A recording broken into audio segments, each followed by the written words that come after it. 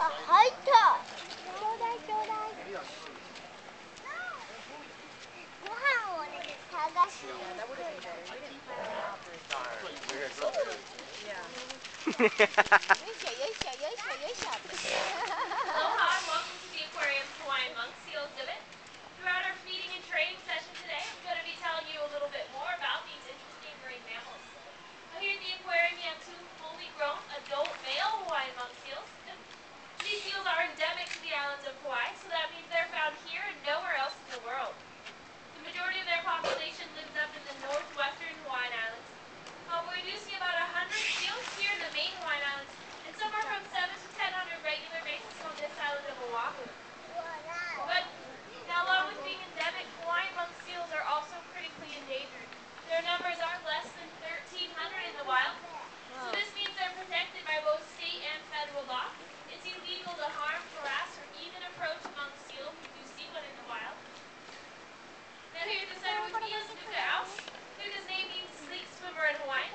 He's the older and larger of our two seals. Nuka came here to the aquarium in 1983. He was estimated to be between 2 and 3 years old at that time.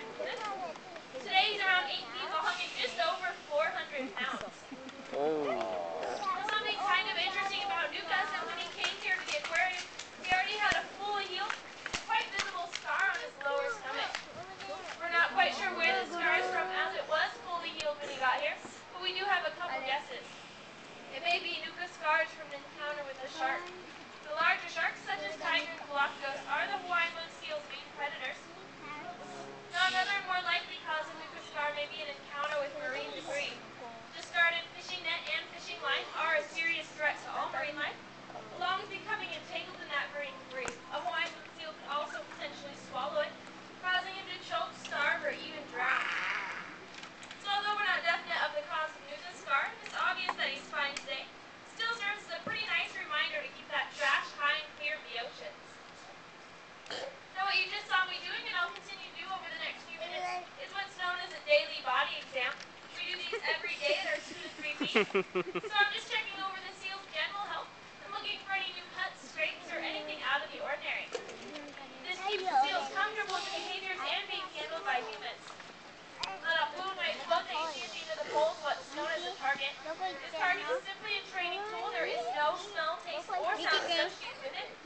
Seals have simply been trained to touch their nose to the target, and when they do so, they know they're going to receive reinforcement. The type of training we use here at the aquarium is known as positive reinforcement, or operant conditioning. This means everything the seals do right is always reinforced, either with fish or a verbal reinforcement, and then any undesired behaviors are simply ignored. So you may have noticed already that the seals do swallow their food whole. They have about 32 molar-like teeth, but they don't need those teeth for chewing like we do. They primarily use these teeth to break up large prey and crush open lobster shells. In the wild, you may see a Hawaiian monk seal preying on a variety of different reef fish, octopus, eel, and lobster. The crushing power in their jaws is quite strong, comparable to that of a large cat like a lion or a tiger. Here in the aquarium, we feed the seals a mixed and varied diet of water, consisting of 2 different types of fish and squid.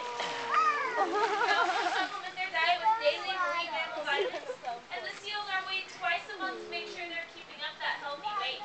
Currently, the seals receive about 10 pounds a day of fish and squid. We'll spread that out over 2 to 3 feeds. It's about 6,000 calories a day per seal. Now, at one point in time,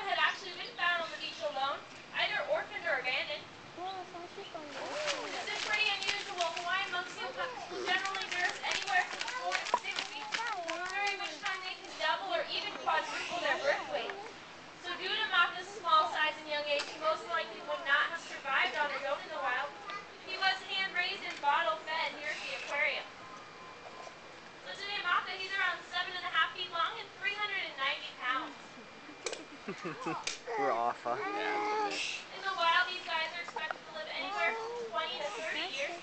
However, we think human maka may live slightly longer than that here. They don't really have quite the same stresses on their lives. They don't have to dive to deep depths to hunt for their own food or deal with predators and disease. Hawaiian monk seals can hold their breath for up to 20 minutes, and they can dive to depths greater than 1,000 feet. Wow. Now, the last thing I'd like to go over with you folks is the fact that the two seals you see here, they are true seals. They're not sea lions. It is pretty easy to get those two types of animals confused. So I'm going to go over 3 ways one could use to tell the difference between a seal and a sea lion, if you ever came across either.